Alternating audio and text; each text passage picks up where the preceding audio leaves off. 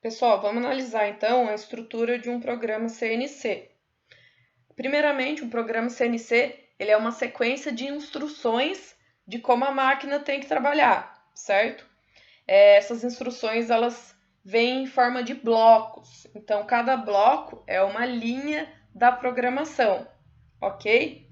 Essas instruções elas são escritas numa linguagem que a máquina consegue entender, e essa linguagem ela é composta por letras e números.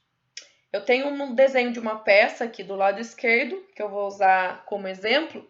Eu já até marquei os pontos da peça, tem o P0, que é o ponto de aproximação, quando a ferramenta chega perto, mas ainda não encosta, e do P1 até o P5 são os pontos de usinagem, certo? E aqui eu tenho um exemplo de programa CNC para usinar essa peça.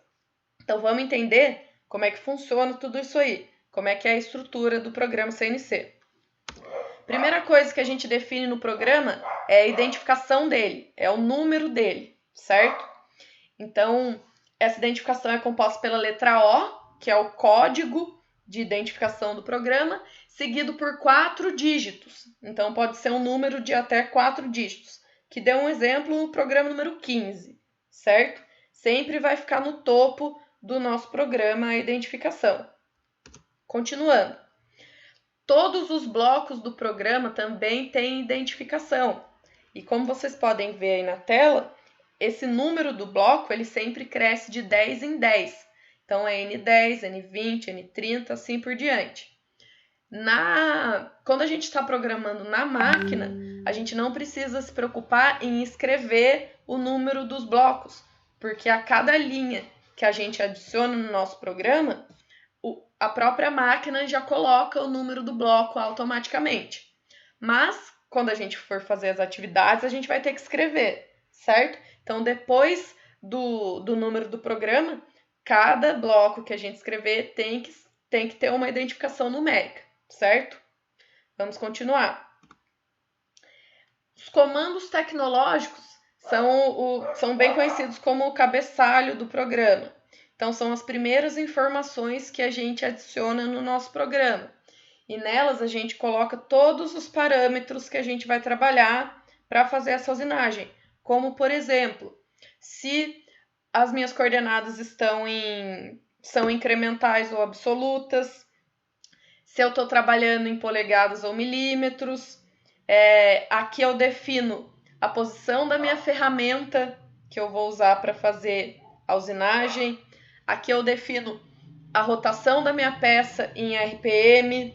Eu defino se a minha peça vai girar em sentido horário ou anti-horário e assim por diante. Então, todos os parâmetros ficam logo no início do programa, certo? Continuando.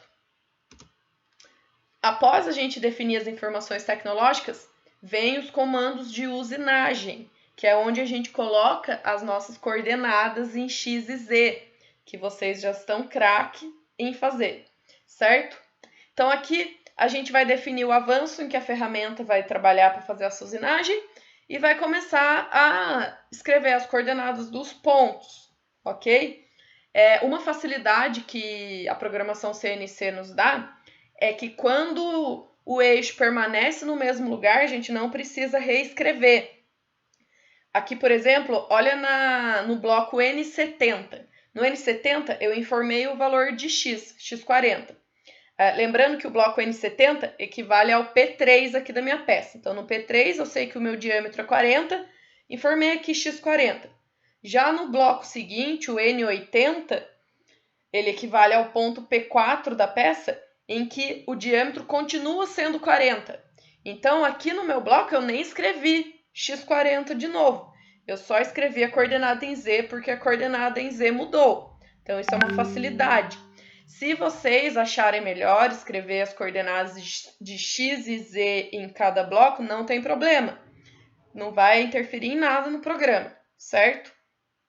Continuando, então.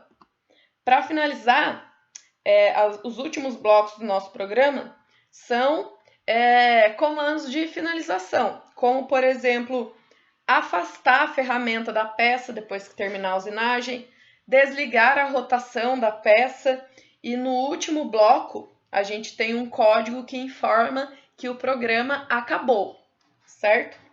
Então essa é a estrutura básica, todos os programas CNC vão ter essa estrutura. Vão começar com o número de identificação, cada bloco vai ter um número também, identificando. A gente começa informando todos os parâmetros tecnológicos, depois a gente informa as coordenadas e no final são os últimos comandos de finalização. Outra coisa que é bom prestar atenção é que todos os blocos terminam com ponto vírgula. Fora o número do programa, que nem é considerado um bloco, todas as linhas do programa têm que terminar com ponto vírgula, certo? Prestar atenção. Continuando, então, vamos analisar algumas letras importantes aí para a gente saber o que significam. Letra G vai aparecer bastante, que elas compõem os códigos G, famoso código G, que são as funções preparatórias da máquina, certo? Então, elas, como o nome já diz, preparam a máquina. No próximo vídeo a gente vai ver melhor sobre elas. Aqui eu dei um exemplo, G90. G90 é o código que define que a programação será em coordenadas absolutas. Então, é um código que sempre aparece lá nos comandos tecnológicos. E próxima letra que aparece bastante é a letra M. Letra M também faz parte de um conjunto de códigos, que são as funções auxiliares. Aqui eu dei um exemplo de código M30. O M30 é o código que define que o programa terminou, então é ele que sempre aparece no último bloco da programação, certo? Letra N, que vocês acabaram de ver que aparece bastante, porque ela identifica cada bloco do programa. Aqui um exemplo N10. Letra O, como a gente já viu também, identifica o número do programa. Então, a identificação sempre vem com a letra O seguida pelos 4 dígitos, certo? Letra F, que aparece bastante também, a letra F, ela define o avanço da nossa ferramenta. Então, a gente sempre escreve a letra F seguido pelo valor do avanço que a gente vai trabalhar. O avanço que pode ser em milímetros por minuto ou milímetros por volta. Isso aí depende do parâmetro da programação, certo? Letra S define a rotação do eixo árvore. Lembrando que eixo árvore é o eixo em que a peça vai girar. Então, letra S define a velocidade em que o eixo vai girar. Também é seguida sempre de um número. Aqui, por exemplo, S900. 900 significa que esse eixo árvore vai girar a 900 RPM, certo? E a letra T, que seleciona a ferramenta, né, seleciona a posição da ferramenta no magazine de ferramentas da máquina.